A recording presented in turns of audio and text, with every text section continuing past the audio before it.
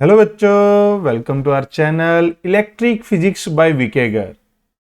इस वीडियो में हम लोग देखने वाले हैं video solutions of question 26 to question number 50 from chapter laws of motion from a very popular book NCERT at your finger tips by the publication MTG. I hope कि आपने first part भी देखा होगा जिसमें हमने डिस्कस किए थे question number 1 to 25। तो let us start the discussion with the question number 26। क्या कहता है इस क्वेश्चन में, देखिए, द position time graph of a body of mass 2 kg is as shown in the figure. What is the impulse on the body at t equal to 4। देखिए, last video का जो क्वेश्चन नंबर 25 था उसमें पूछा था इंपल्स कहां कहां लगेगी, बट मैंने आपको उसमें भी समझाया था कि how to find the impulse. तो यहां पर अगर आप गौर से देखें तो what is the impulse at t equal to 4। Definitely you can see 4 t equal to 4 पे ही इंपल्स लग रही है, बिकॉज जस्ट 4 से पहले at just before t equal to 4 second body was moving with velocity. Velocity ये position time graph है, तो इसकी स्लोप हमें वेलोसिटी देगी। तो स्लोप क्या है बच्चों, यहां पर tan थीटा स्ट्रेट लाइन के लिए, तो ये चेंज कितना है 3, ये कितना है 4, तो ये स्लोप वेलोसिटी आ जाएगी 3/4 आ जाएगी। ओके बच्चों, बाद में because this line is straight line that means the position is fix, after that velocity becomes 0। तो ये है बिफोर t इक्वल टू 4 और ये है आफ्टर t इक्वल टू 4। तो इंपल्स क्या होता है बच्चों, change in momentum mass final velocity minus initial. Mass is given 2 kg, final velocity 0, initial is 3/4, so you can easily write this is as 3/2 kg meter per second. तो answer should be D option for this question. Okay बच्चों, question number 27, we can derive Newton's, ये तो सबको ही मालूम है। Second law third law no, first law second law from this, ये तो सबको मालूम है। Third law and first law from the second law, आप सबने अपने नोट्स में ये लिखा होगा बच्चों, है ना, सबको याद है। थ्योरेटिकल क्वेश्चन है। Which of the following statement is not true regarding Newton's third law. क्या नहीं ट्रू है। To every action there is an equal and opposite reaction, ये ट्रू है। Action and reaction act on the same body, ये गलत है। Act on different bodies होता है बच्चों, तो ये हमारे पास गलत है, ये आंसर होना चाहिए। There is no cause effect relation between action and reaction, ये भी ट्रू है। Action and reaction force are simultaneously, ये भी हमारे पास ट्रू है। ये तीनों ही ट्रू हैं। जो बी ऑप्शन है, हमें पता है action reaction act on 2 different bodies बेटा। Okay, question number 29, driver of car suddenly sees a broad wall in front of him, he should. ये जितना छोटा क्वेश्चन लगता है उतना छोटा है नहीं बेटा। होता क्या है एक्चुअली, इसमें थोड़ी सी इनमें मतलब स्टेटमेंट में कंजूसी कर जाते हैं लिखने में या एक्सप्लेन करने में कि एक्चुअल में क्या यहां पर पूछा गया है। एक वॉल, एक बड़ी वॉल है, उसकी तरफ एक ये कार जा रही थी 20 स्पीड से। कहता वो ब्रेक लगाए या फिर शार्प टर्न ले, कौन सा ज्यादा सेफ होगा। अगर वो ब्रेक लगाएगा बेटा तो रिटार्डेशन क्या होगा, म्यू जी। तो वो कितने डिस्टेंस पे जाके रुक जाएगा, फाइनल वेलोसिटी 0। तो डिस्टेंस ट्रेवल्ड क्या हो जाएगा इस केस में, ब्रेक के केस में distance travelled 0 minus v² divide by 2 into acceleration, तो ये आएगा v²/2 म्यू जी। ओके बच्चों, ये है ब्रेक के केस में कितने डिस्टेंस पे जाके वो रुकेगा। अब अगर यही कार उसी स्पीड से टर्न कर दे, ब्रेक ना लगाए टर्न कर दे बच्चों, ऐसे गया ऐसे यहां से घूमना शुरू कर दे, तो ये अगर घूमेगा तो इसको कम से कम कितने रेडियस में घूमना पड़ेगा ताकि इसकी स्कीडिंग ना हो। स्कीडिंग के केस में जो फ्रिक्शन है वो इसे सेंट्रीपिटल फोर्स प्रोवाइड करेगी। फ्रिक्शन होगी mu M G, centripetal force क्या होगी mv²/r, m से m कट गया तो r क्या होगा v² बाय म्यू जी। अगर इसको सेम स्पीड पे, मतलब ये थोड़ा सा यहां पर मैं कह रहा हूं ना कंजूसी कर जाते हैं इस क्वेश्चन में स्टेटमेंट को देने में, तो बच्चे को काफी चीजें प्रैक्टिस से आती हैं, इसीलिए हम लोग प्रैक्टिस करते हैं। इस टाइप के क्वेश्चन आप प्रैक्टिस से ही सीख सकते हैं बच्चों। ओके, तो अगर आप देखें तो इसको टर्न करना है तो he should take the radius are.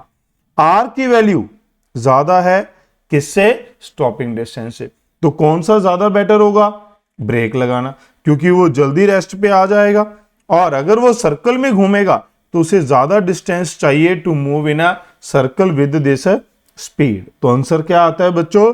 Break sharply, immediately break लगा देगा तो he will be safe to collide with the wall. Okay बच्चों, उम्मीद है ये आपको समझ में आया होगा बेटा। तो फटाफट से वीडियो को लाइक कर दीजिए। चैनल को अगर अभी तक आपने सब्सक्राइब नहीं किया है तो सब्सक्राइब करिए, अपने मैक्सिमम दोस्तों के साथ शेयर करिए। ओके बच्चों, question number 30, which of the following statement is incorrect. ध्यान देना है बच्चों, नीट में भी बच्चे यही गलती करते हैं, करेक्ट इनकरेक्ट नहीं देखते हैं। यहां पर इनकरेक्ट पूछा है, तो cricketer moves his hand backward while holding a catch. True, because वो टाइम बढ़ाता है सच दैट फोर्स कम लगे। A person falling on from a certain height receive more injuries when he falls on a cemented floor than he falls on a heap of sand. ये भी true है। अगर cemented floor पे fall करेगा immediately उसका momentum zero होगा तो force ज्यादा लगेगी और चोट भी ज्यादा लगेगी। It is easier to push a lawn mower than to pull. ये तो गलत हो गया, ये फॉल्स हो गया बच्चों, क्योंकि इजियर टू पुल होता है देन पुश बेटा। Mountain roads are generally made winding upward other than going straight. ये बिल्कुल सही है, यहां पर बेंडिंग आना चाहिए था, मुझे लगता है वाइंडिंग की जगह पर बेंडिंग। जो माउंटेन रोड्स होती हैं वो स्ट्रेट नहीं होती, क्या होती हैं? बेंडिंग होती हैं। ओके, और दूसरी बात ये है वाइंडिंग अपवर्ड, ये भी हो सकता है कि वो धीरे धीरे ऐसे, ये एक माउंटेन है, ऐसे सीधा नहीं चढ़ता, वो कैसे चलता है? ऐसे ऐसे, है ना। मुझे लगता है वाइंडिंग का मतलब यहां पर इस चीज से लिया गया है। ऐसा क्यों? फ्रिक्शन, क्योंकि अगर एकदम से ऐसे स्टीप चढ़ाई चढ़ेगा तो फ्रिक्शन हमारे पास बहुत ज्यादा चाहिए हमें, तभी चढ़ सकता है। बट अगर आप ऐसे वाइंडिंग में जाएंगे तो आपको जो स्लोप है वो कम मिलेगी, तो एंगल ऑफ रिपोज कम होगा, फ्रिक्शन की रिक्वायरमेंट कम होगी। बट हमें पता है कि ये ऑप्शन गलत है तो हम इसे डायरेक्टली मार्क कर सकते हैं। मूविंग टुवर्ड क्वेश्चन नंबर 31 बच्चों, क्या कह रहा है ये क्वेश्चन नंबर 31? गौर से देखिए, कहता है match the column with column 2। Definition of force किसने डिफाइन किया था? सबको मालूम है, फर्स्ट लॉ ने। किसने डिफाइन किया था? फर्स्ट लॉ ने डिफाइन किया था। Measure the force second law ने किया था बच्चों।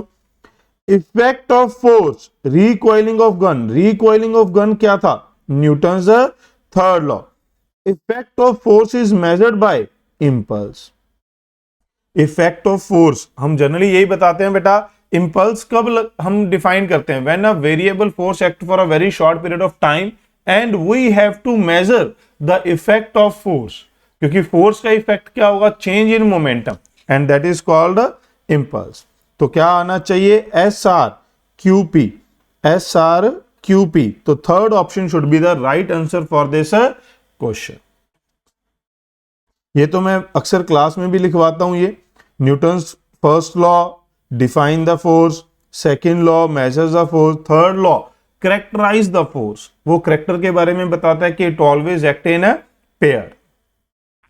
32, rocket is going upward with accelerated motion.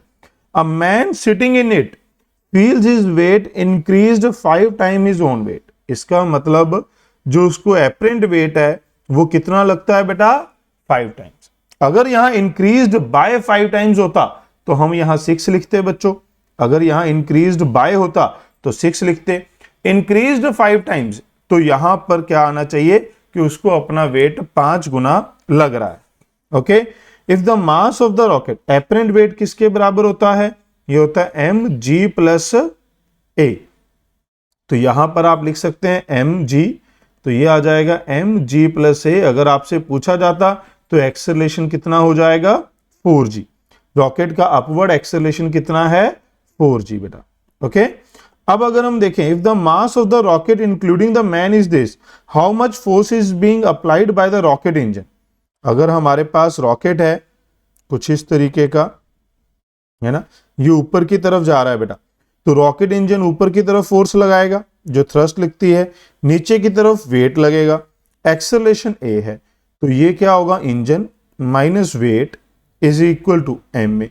तो इंजन की फोर्स किसके बराबर आ जाएगी एम जी प्लस ए।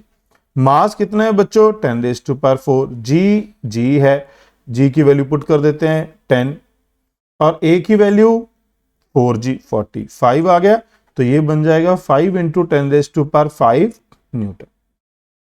क्या आंसर होना चाहिए बच्चों, B option should be the right answer for this question.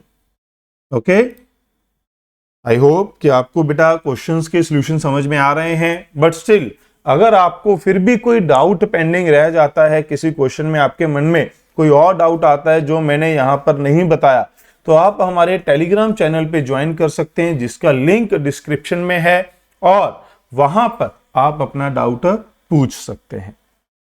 Moving toward question number 33, क्या कहता है 10 1 rupee coins are put together, ध्यान से देखिए, are put on the top of each other. अगर मैं यहां पर कुछ इस तरीके से बना लेता हूं, ये हमारे पास 10 1 rupees कॉइन है, ये कितने हो चुके हैं, ईच कॉइन है the reaction of the coin counted from the bottom 1 2 3 4 5 6 7 8 9 10 हो गए। ओके, कहते हैं the reaction of the sixth coin 1 2 3 4, ये रहा sixth, on the 7th coin, यानी कि इस सरफेस पे आपको नॉर्मल रिएक्शन निकालनी, इस सरफेस पे आपको नॉर्मल रिएक्शन फोर्स निकालनी है, ये सिक्स्थ वाला 7th पे कितनी लगाएगा। तो क्या होता है बच्चों, यहां पर जब हमारे पास वर्टिकली कुछ मासेस ऐसे रेस्ट पे पड़े हैं, तो नॉर्मल रिएक्शन फोर्स किसके बराबर होती है, weight above that surface, weight above that surface. इस सरफेस से ऊपर जो वेट है, तो इस सरफेस के ऊपर कितना वेट है बेटा 1 2 3 4 4 कॉइन्स का, तो 4 mg। जब हमारे पास ऐसे कुछ कॉइन्स पड़े हों या कुछ ब्लॉक्स पड़े हों वर्टिकल में ऐसे, तो किसी सरफेस पे नॉर्मल किसके बराबर होता है, जो इस सरफेस के ऊपर वेट होता है, तो यहां कितना है 4 mg। अगर ये एक्सेलरेटेड होता अपवर्ड या डाउनवर्ड, तो यहां जी इफेक्टिव आ जाता। आपने ऐसे भी क्वेश्चन किए होंगे कि एक लिफ्ट में ब्लॉक के ऊपर ब्लॉक पड़ा है, तो यहां नॉर्मल निकालना है, तो उसका भी फिनोमिना यही होता है, नॉर्मल होता है वेट अबव दैट सरफेस, वो वेट इफेक्टिव होता है, तो वहां पर इस केस में क्या आ सकता है G + A या G - A आ सकता है। बट इस क्वेश्चन में आंसर क्या होगा बच्चों 4 mg। Moving toward next question, a cork of mass 10 gram is floating on water, the net force acting, floating बेटा, floating का मतलब होता है जो हमारे पास ये कॉर्क है ये रेस्ट पे है, ये किस में है रेस्ट पे। फ्लोटिंग के केस में जो बुओयंट फोर्स है this is equal to weight, तो ये किस में पड़ा है इक्विलिब्रियम सिचुएशन में पड़ा है। अगर इक्विलिब्रियम सिचुएशन में है तो नेट फोर्स इसके ऊपर क्या होती है 0 होती है, नेट फोर्स क्या होती है 0, because buoyant force balance its weight. Okay, question number 35 क्या कह रहे हैं, a stone of mass 1 kg lying on the floor of a train which is accelerating with this, net force acting on the stone। भाई net force क्या होती है बच्चों, मास into acceleration. अगर एक स्टोन जो है वो फ्लोर पे पड़ा था ट्रेन के, तो ट्रेन के साथ ही चल रहा है, तो ट्रेन का अगर एक्सेलरेशन 1 है तो कॉइन का भी 1 होगा, तो 1 × 1 1 न्यूटन आ जाएगा। अब अगर मैं इसकी एफबीडी बना के दिखाऊं, तो बच्चे अक्सर कहते हैं सर वेट क्यों नहीं लिया आपने, वेट भी तो लग रहा है। मैं कहता हूं बेटा बहुत अच्छी बात है, आप इतना अच्छा सोच रहे हैं, बट जब आपने वेट सोचा तो नॉर्मल फोर्स के साथ आपकी क्या दुश्मनी है, क्यों भी। अगर हमने वेट सोचा कि वेट लग रहा है, तो हमें यह भी सोचना चाहिए कि क्या लगेगी, नॉर्मल फोर्स भी लगेगी। तो ये जो नॉर्मल फोर्स है ये किसको बैलेंस कर देगी बेटा? वेट को। तो बचा क्या? आगे की तरफ एक्सेलरेशन है तो नेट फोर्स आगे की तरफ लगेगी, और वो कौन सी होती है? फ्रिक्शन। फ्रिक्शन जो है वो इसे आगे की तरफ लेकर जाएगी। तो वो कितनी होगी नेट फोर्स इसके ऊपर बेटा? Mass into acceleration 1 newton. कौन सी डायरेक्शन में? In the direction of motion of a train, that means horizontal. Vertical weight is balanced by N. Okay बच्चों, उम्मीद है ये आपको बात समझ में आई होगी बेटा। क्वेश्चन नंबर 36 क्या कहता है? ध्यान से देखिए बच्चों। A stream of water flowing horizontally with a speed of 15 meter per second gushes out of a tube of cross-sectional area this hit a vertical wall normally. Assume that it does not rebound from the wall. The force exerted on the wall by the impact of water. तो उम्मीद है ये सबको मालूम होगा कि अगर ये हमारे पास एक वॉल है और ये हमारे पास एक ट्यूब है, इस ट्यूब में से जो वाटर आ रहा है, वैसे तो ये क्वेश्चन हम फ्लूइड मैकेनिक्स में देखते हैं जाकर, ये वाटर इसके ऊपर एक इंपल्सिव फोर्स लगाएगा, रिबाउंड नहीं करता, मतलब उसके बाद उसकी वेलोसिटी जीरो हो जाती है और वो वर्टिकली डाउनवर्ड फॉल करता है। तो बेटा एक जो वाटर स्ट्रीम v स्पीड से जा रही है तो वो कितनी फोर्स लगाएगी? वो होगी rate change of momentum of this force बेटा, rate change of momentum of this water stream. वो किसके बराबर होगा? कितनी वेलोसिटी से? v फाइनल वेलोसिटी जीरो हो गई, initial velocity change in velocity. Mass कितना पर सेकंड स्ट्राइक कर रहा है, जितना मास पर सेकंड स्ट्राइक करेगा उसके ऊपर ही तो ये फोर्स डिपेंड करेगी। तो ये फोर्स किसके बराबर आ जाती है बेटा? इसको लिख लिया जाता है dm/dt। ये मैंने आपको सिंपल, एक बहुत ही सिंपलेस्ट वे में लिखकर दिखाया, वो डिफरेंशियल फॉर्म में मैं नहीं लिखना चाह रहा था, तो इसलिए मैंने आपको इस फॉर्म में लिखकर यहां पर बताया। तो इस पार्टिकल की वेलोसिटी क्या हो रही है? Final zero, initial v। तो चेंज इन वेलोसिटी कितने मास की? पर सेकंड कितना मास इस वेलोसिटी का चेंज बियर कर रहा है, वही हमें क्या देगा? फोर्स देगा। अब dm/dt क्या होता है? मास होता है density into area of cross section into length. तो जब आप dm लिखते हैं तो ये हो जाता है dl। तो जब आप dm/dt लिखते हैं तो ये हो जाता है बच्चों ρa dl/dt। Length per unit time, ये लेंथ है, लेंथ dl/dt क्या होगा? इस डायरेक्शन में क्या है? वेलोसिटी। तो ये किसके बराबर हो जाता है बच्चों? ρav। तो ये आता है ρav²। तो सिंपली आप याद रख सकते हैं, फ्लूइड मैकेनिक्स चैप्टर में भी काम आता है। ρav² is the force exerted by a liquid moving out with velocity v at the rate dm/dt। और ये रॉकेट प्रपल्शन वाला ही कोई क्वेश्चन है। रॉकेट प्रपल्शन में भी क्या था कि अगर जो रॉकेट है उसमें से गैसेस v स्पीड से बाहर आएंगी तो इसके ऊपर थ्रस्ट कितनी लगती है? v dm/dt। वही केस यहां पर भी है, सेम टू सेम। अब आपको यहां पर वैल्यू पुट करनी है बच्चों, क्या आ जाएगा? डेंसिटी, वाटर की डेंसिटी उम्मीद आपको याद होगी 10⁻⁴। डेंसिटी क्या होती है? 1 ग्राम पर सेंटीमीटर क्यूब। बच्चों को अक्सर यही याद होता है, बट ये CGS में होती है बेटा। SI में कन्वर्ट करेंगे तो kg पर मीटर क्यूब होता है। अक्सर बच्चों को ये 1 ग्राम पर सेंटीमीटर क्यूब याद रहता है, बट आपको इस साथ में ये भी याद रखना है कि SI यूनिट में ये 10⁻³ होती है। एरिया ऑफ क्रॉस सेक्शन कितना दिया है? 10⁻⁻²। वेलोसिटी 15 का स्क्वायर, वेलोसिटी 15 का स्क्वायर है। तो यहां पर अगर आप देखेंगे ये 10 है, ये 225 है, तो आप आराम से लिख सकते हैं 2.25 इंटू 10⁻³ न्यूटन। तो answer should be B option बच्चों। ओके, ध्यान से देखिए बेटा, उम्मीद है आपको ये समझ में आया होगा। बट अगर आपको फिर भी कोई डाउट है इसके सॉल्यूशन में, तो आप हमारे टेलीग्राम चैनल, जिसका लिंक डिस्क्रिप्शन में दिया गया है बेटा, वहां ज्वाइन कर सकते हैं और अपना डाउट पूछ सकते हैं। मूविंग टुवर्ड क्वेश्चन नंबर 37 क्या कह रहा है? ध्यान से देखिए। कहता है अ स्ट्रीम, स्ट्रीम आना था, यहां स्ट्रीम की जगह क्या आना था? Stream. Stream of water flowing horizontally with the speed of this gushes out of a tube, hit a vertical wall, what is the force? ये तो वही हो गया, देखिए सेम क्वेश्चन आ गया, बस डाटा अलग है, आपकी प्रैक्टिस कराना चाहते हैं कि क्या होगा। What is the force exerted on the wall by the impact of water?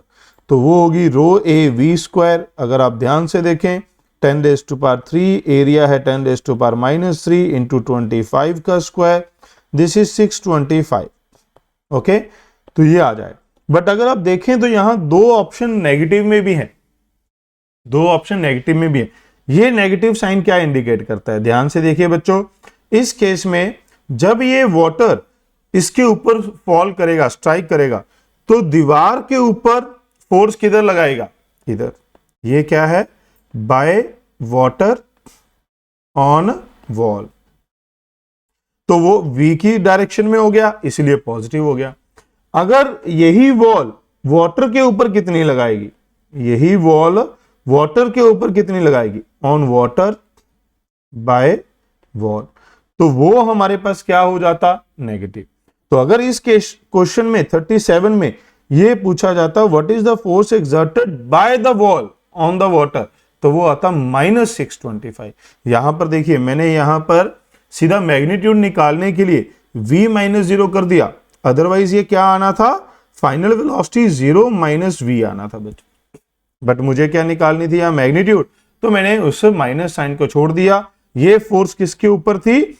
अगर मैं माइनस साइन लगाता तो ये फोर्स किसके ऊपर आती? ऑन वाटर, क्योंकि हमने चेंज इन मोमेंटम किसका लिया है? वाटर का। वॉल पे निकालनी है तो हमारे पास प्लस साइन आ गया। समझ में आई बच्चों बात? Okay, moving toward question number 38। Moving toward question number 38 क्या कहता है? Rocket with lift of mass is blasted upward with an acceleration this, the initial thrust, simply lifted of mass मतलब जो इसका इनिशियल मास है, ऊपर की तरफ थ्रस्ट फोर्स लगेगी, नीचे की तरफ वेट लगेगा, ऊपर की तरफ एक्सेलेरेशन ए होगा। तो thrust force minus weight equals to M में, तो थ्रस्ट फोर्स क्या आ जाएगी बच्चों? M into G plus A. तो मास 2 × 10⁻⁴, जी है 10, एक्सेलेरेशन 5, ये आएगा 30 × 10⁻⁴, 3 × 10⁵ न्यूटन। तो ये हमारे पास B option should be the right answer for this question. Okay, moving toward next question 39। Ball of mass m strike a rigid wall u at an angle theta get reflected with the same speed at the same angle. The ball in contact is t, then the force acting. Force किसके बराबर होगी बच्चों? यहां पर ये होगी change in momentum by time taken. हमें इस बॉल का चेंज इन मोमेंटम निकालना है। चेंज इन मोमेंटम होगा final velocity minus initial velocity divide by time taken. अब अगर मुझे मैग्नीट्यूड लेनी है तो मैं यहां पर क्या लगा दूंगा? मॉडुलस। तो मुझे चेंज इन वेलोसिटी का मैग्नीट्यूड निकाल। There are two methods to find the change in velocity magnitude. First method, अगर आपकी वेक्टर के ऊपर पकड़ अच्छी है तो आप देखें तो इनिशियल वेलोसिटी इधर है, इनिशियल वेलोसिटी इधर है बच्चों, फाइनल वेलोसिटी इधर है। तो अगर आप दो वेक्टर को देखते हैं तो जब हमने टेल टू टेल मिला दिया दोनों वेक्टर को, तो दोनों के बीच का एंगल क्या हो जाएगा? दोनों के बीच का एंगल हो जाएगा 120 डिग्री। तो हमारे पास चेंज इन वेलोसिटी की मैग्नीट्यूड क्या होती है? अगर ये मैग्नीट्यूड सेम हो तो 2v sin θ/2, तो ये आएगा 2v साइन 120/2, साइन 60 होता है √3/2, तो ये √3v आ जाएगा। तो हमारे पास फोर्स क्या आनी चाहिए थी? हमारे पास फोर्स आनी चाहिए थी m √3v divide by time, तो ये आएगा √3mv/टाइम। अब अगर आप देखें तो यहां तो हमें एंगल में ही छोड़ दिया, तो ये हमारे पास हो जाएगा 1/2, गलत। ये हो जाएगा 1/2 × 2, गलत। ये cos 30 √3/2 हो जाएगा, ये √3/2 हो जाएगा, बिल्कुल सही। तो D answer should be the right answer for this question. ये है मेथड 1। मेथड 2, अगर आप इसी फॉर्म में लाना चाहते हैं तो मैं आपकी हेल्प कर सकता हूं। ध्यान से देखिए, अब इस मेथड 1 को हम थोड़ा सा एडजस्ट कर देते हैं, यहां पर इधर ले जाते हैं। देखिए जरा कैसे करेंगे आप इसे।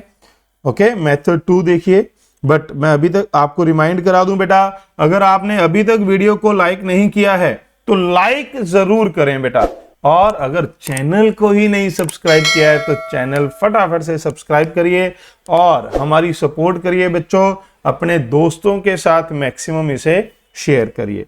जल्द ही हम आपके लिए बहुत ही बढ़िया कोर्स लेकर आएंगे जो आपकी नीट की प्रिपरेशन को बूस्ट कर देगा, एकदम से बूस्ट कर देगा। बहुत ही अच्छा आपके लिए एक सरप्राइज लेकर आने वाले हैं हम जल्द ही।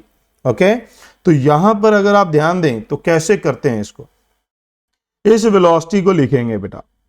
अगर आप देखें तो इनिशियल वेलोसिटी के हम कंपोनेंट लेंगे, ये 30 डिग्री है तो ये बनेगा u cos 30, ये बनेगा u sin 30। और अगर मैं इस वेलोसिटी के कंपोनेंट यहां पर देखूं तो इधर होगा, सॉरी इसके पास कंपोनेंट होगा इधर और इधर।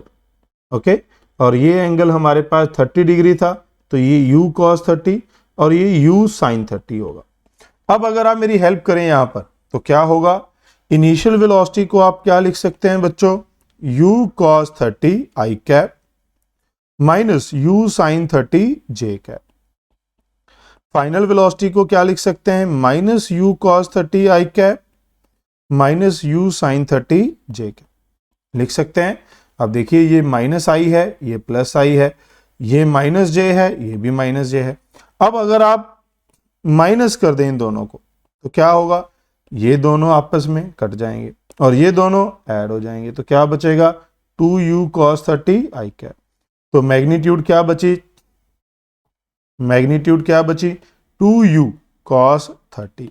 तो बेटा फोर्स किसके बराबर आएगा, m 2u cos 30 divide by time. तो ये देखिए हमारे पास बिल्कुल यही एक्सप्रेशन बन गया। और मैं आपको याद दिला दूं, आपको ये डायरेक्ट रिजल्ट क्लास में याद करने के लिए भी कहा जाता है क्योंकि काफी क्वेश्चंस में ये अप्लाई होता है बच्चों। तो चेंज इन मोमेंटम क्या होता है, जब एक बॉल ओब्लिकली स्ट्राइक करती है तो 2mv cos theta, where theta is the angle with the normal, theta is the angle with the normal. Okay बच्चों, उम्मीद है आपको समझ में आया होगा बेटा। आगे बढ़ते हैं, क्वेश्चन नंबर 40। क्वेश्चन नंबर 40 क्या कहता है, गौर से देखिए। Rocket of mass, initial mass sorry, eject gases at constant rate with the constant relative speed, what is the acceleration of rocket 1 minute after the blast. अब अगर आप ध्यान से देखें तो फोर्स कितनी लग रही होगी, v dm by dt। v कितनी है, रिलेटिव स्पीड है 11 किलोमीटर पर second, sorry dm by dt कितना है 16। ये हमारे पास फोर्स लग रही है न्यूटन। 1 मिनट के बाद मास क्या रह जाएगा, मास होता है initial mass minus alpha T, alpha होता है rate of burning of fuel. तो इनिशियल मास है 6000, अल्फा कितने केजी जा रहा है 1 सेकेंड में 16, कितने मिनट के 1 मिनट के बाद 60। तो ये हमारे पास मास बचेगा नियरली 5040 केजी बचेगा। ओके, लिख सकते हैं बच्चों, क्लियर है। हाँ, अब अगर हम देखें तो एक्सेलरेशन क्या होगा, फोर्स डिवाइड बाय मास, तो ये आएगा 16 इंटू 11 इंटू 10⁻³ डिवाइड बाय 4050। जब आप इसे डिवाइड करते हैं तो approximately 35 metre per second square आता है। अब बच्चे यहां पर पूछते हैं सर आपने ये जो लिखा एक्सेलरेशन, ये आपने F thrust force minus mg equal to m में क्यों नहीं लिखा। ये अक्सर बच्चे डाउट पूछते हैं बेटा, और ये बहुत अच्छा डाउट है। जब आप क्वेश्चन को सोचना शुरू करते हैं, जब आप चीजों को समझना शुरू करते हैं, तभी ऐसे डाउट बच्चों के आते हैं। नहीं तो कहते हैं force divide by mass, sir ने बता दिया हमने लिख दिया, जय माता दी। बट ऐसा नहीं होना चाहिए, आपको दिमाग चलाना चाहिए। अब आप समझिए बेटा क्या होता है, अगर आप इस एक्सेलरेशन को देखें तो ये बहुत ज्यादा होता है। अगर हमसे यहां t0 पे पूछा होता इनिशियली जब वो अर्थ सरफेस पे है, तो मैं डेफिनेटली ये इक्वेशन लिखता। बट जब हमसे 1 मिनट 2 मिनट 1 घंटा 5 मिनट कुछ भी किसी भी टाइम के बाद पूछा जाता है, तो हमें नहीं पता कि वो अर्थ सरफेस से कितना ऊपर पहुंच जाए। और क्योंकि ये जो रॉकेट्स होते हैं, आप कभी भी देखेंगे रिलेटिव स्पीड देखिए 11 किलोमीटर पर सेकंड से बाहर निकली हैं गैसेस, तो इसको बहुत ज्यादा थ्रस्ट मिलती है, तो ये 1 मिनट में ऑलमोस्ट ग्रेविटी के फील्ड से बाहर जाने वाले होते हैं। इस वजह से जब ऐसा कुछ होता है तब हम ग्रेविटी को कंसीडर नहीं करते, क्योंकि ये सैटेलाइट या रॉकेट बहुत हाइट पे पहुंच जाएगा और वहां जो ग्रेविटी का इफेक्ट है वो निगलेक्टेड हो सकता है, या फिर हमें दिया जाना चाहिए था कि उस हाइट पे जी कितना है, तब हम इसको अप्लाई कर सकते थे। ओके बच्चों, जब इनिशियल, इससे पहले जो हमने क्वेश्चन किए उसमें इनिशियल एक्सेलरेशन पूछा गया था, तो सभी में हमने F minus M G is equal to M A apply किया था। ओके, उम्मीद है आपको बात समझ में आई होगी बेटा, समझ रहे हैं?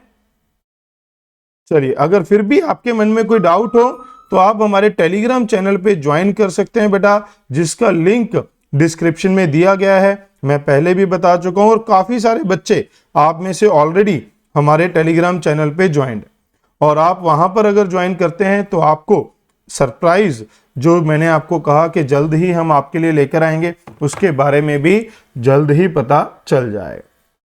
नेक्स्ट क्वेश्चन की तरफ बढ़ते हैं। क्वेश्चन नंबर 42 क्या कहता है, ध्यान से देखिए। Which one of the following statement is not true. फिर से वही है, नॉट ट्रू बेटा। The same force for the same time cause the same change in momentum for different bodies. Yes, true है, क्योंकि चेंज इन मोमेंटम होता है force into time. अगर ये फोर्स एंड टाइम दोनों सेम है तो चेंज इन मोमेंटम सेम होगा, बॉडी के मास के ऊपर डिपेंड नहीं करता। Rate of change of momentum of a body is directly proportional to applied force and take place in the direction in which the force act। yes, ये तो Newton second law है। dp by dt किसके बराबर होता है? Force. तो ये rate change of momentum ही तो फोर्स है, तो जिस तरह फोर्स लगाएंगे उसी तरह मोमेंटम चेंज होगा। ये भी ट्रू है।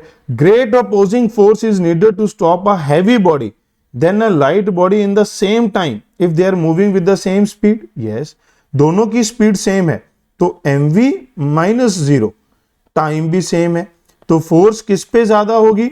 Force is proportional to mass, क्योंकि स्पीड दोनों के लिए सेम है, टाइम दोनों के लिए सेम है, सेम स्पीड सेम टाइम, तो greater force is required to stop heavy body. ये भी ट्रू है, तो definitely D option should be the wrong one. Check कर लेते हैं बच्चों फटाफट से। Greater the change in momentum in a given time, the lesser is the force that need to be applied. Greater the change in momentum in given time. अगर हमारे पास ये change in momentum है, अगर सेम टाइम है, time same है, तो ज्यादा momentum के लिए फोर्स क्या होनी चाहिए? ज्यादा। तो इसने कहा ग्रेटर चेंज लेसर फोर्स, तो ये क्या हो गया बच्चों? फॉल्स। तो ये नॉट ट्रू स्टेटमेंट हो गई है। ओके, क्वेश्चन नंबर 43 बच्चों। A shell of mass 200 gram is fired by a gun of mass 100 kg. If the muzzle speed of the shell is this, the recoil speed of the gun. तो ये तो बहुत ही आसान है। recoil speed of the gun क्या होता है? Mass of bullet, velocity of bullet divided by mass of gun by conserving the momentum. तो ये तो सबको मालूम ही होगा, 2.2 है और ये velocity है 80 डिवाइड बाय 100। तो ये हमारे पास कितना बन गया है बच्चों? 0.16। जब हमने रिकॉइल लगा दिया तो हमें माइनस की जरूरत नहीं है, ये गन की स्पीड वेलोसिटी थी। जब हमने रिकॉइल लगा दिया तो माइनस साइन हम यहां से हटा देंगे, क्योंकि रिकॉइल का मतलब ही है बैकवर्ड डायरेक्शन। तो ये आ जाएगा हमारे पास 16 सेंटीमीटर पर सेकेंड। ओके बच्चों, उम्मीद है यहां तक आपको बातें समझ में आ रही होंगी और आपने वीडियो को भी लाइक कर दिया होगा। नेक्स्ट क्वेश्चन देखिए बेटा, क्वेश्चन नंबर 44 क्या कहता है हमें ये। 100 kg gun Fyers a ball horizontally from a cliff of height this, it falls on the ground at a distance this from the bottom, the recoil velocity. तो देखिए ये एक क्वेश्चन है जिसमें ये 2-3 चीजों को एक साथ जोड़ रहा है।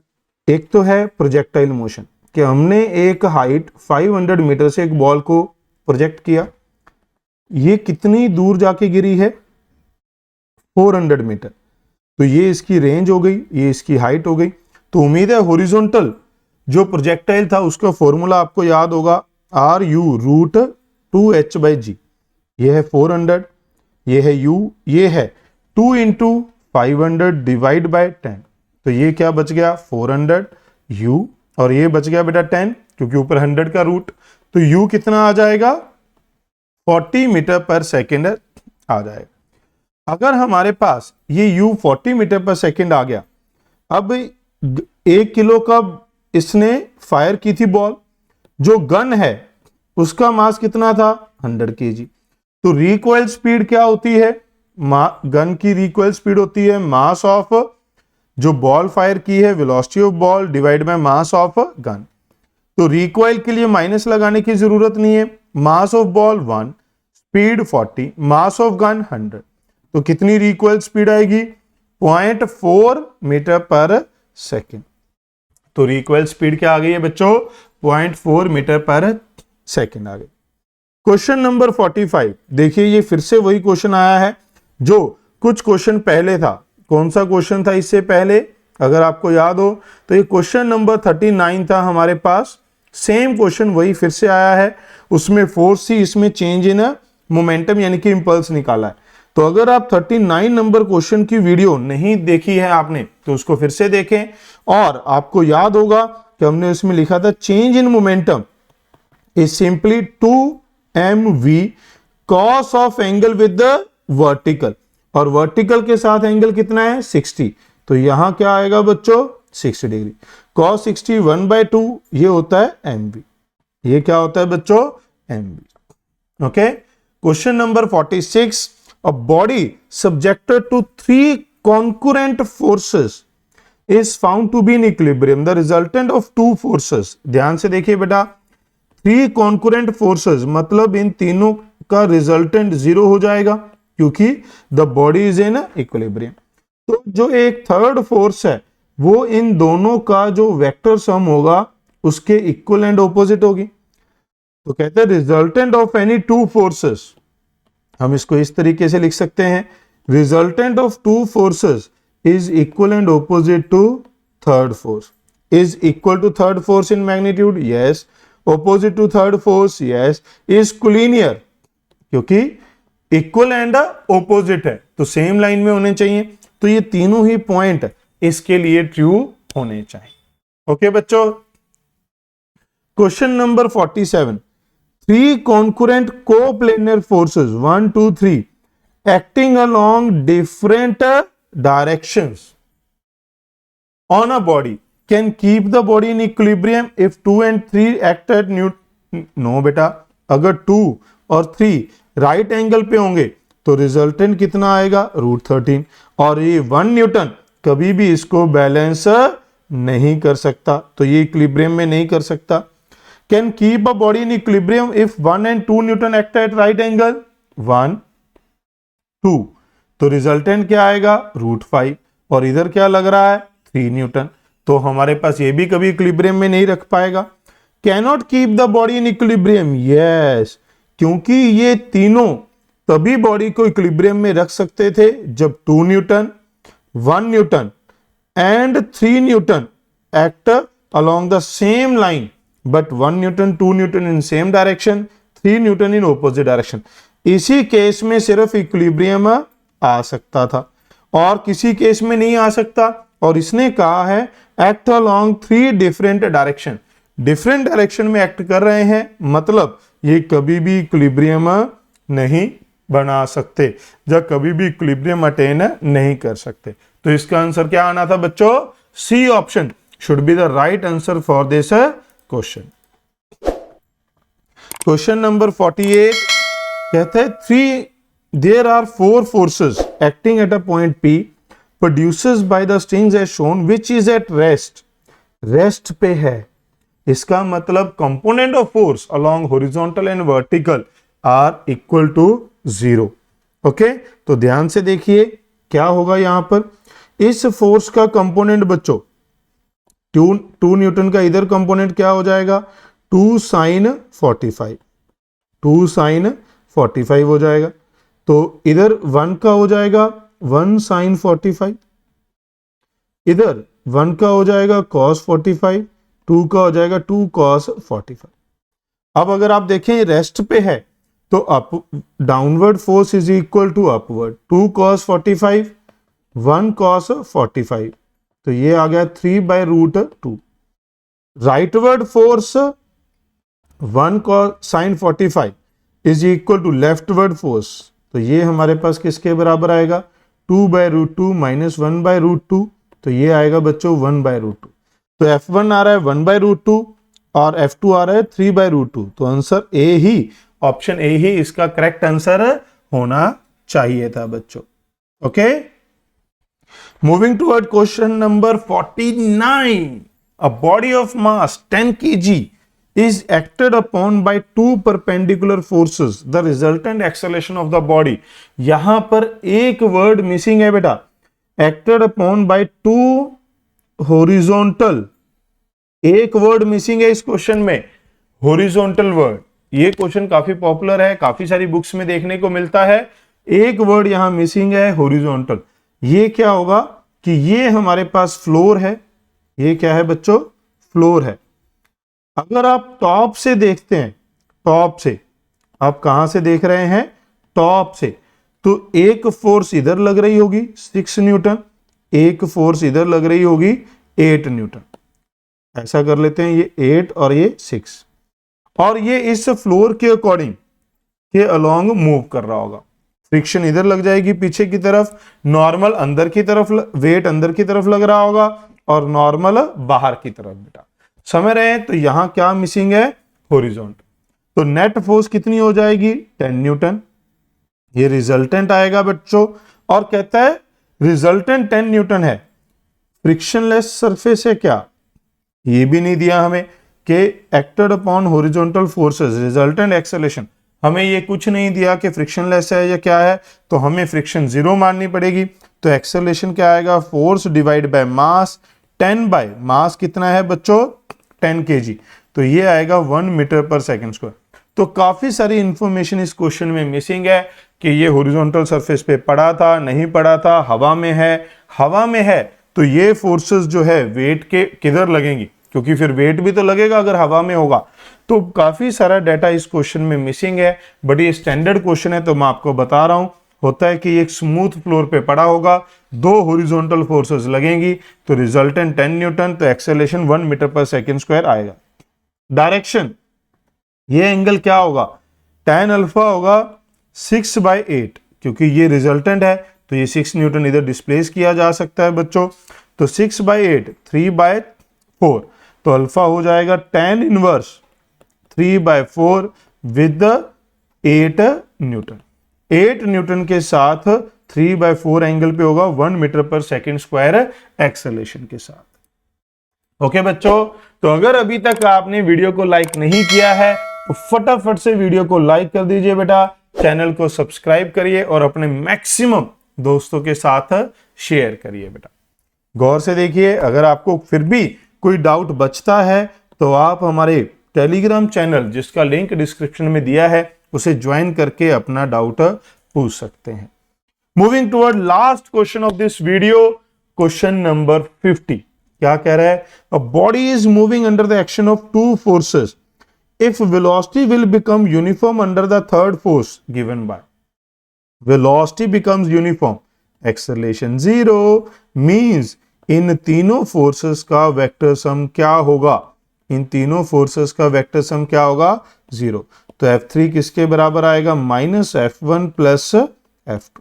तो F1 प्लस F2 क्या है 2i minus 5j plus 3i minus 4j।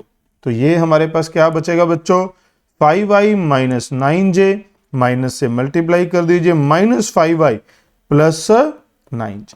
This should be the force F3। Okay बच्चों, तो ये है हमारे पास क्वेश्चन नंबर 50 का सॉल्यूशन। तो उम्मीद है आपको सभी क्वेश्चन के सॉल्यूशन समझ में आए होंगे। तो ये थी हमारे पास discussion of question number 26 to question number 50 of chapter laws of motion from a very popular book MTG NCERT at your finger tips. तो इस वीडियो में इतना ही है बच्चों, जल्द मिलेंगे नेक्स्ट वीडियो के साथ। Thanks for watching, remember to like, share and subscribe. Keep studying, miles to go.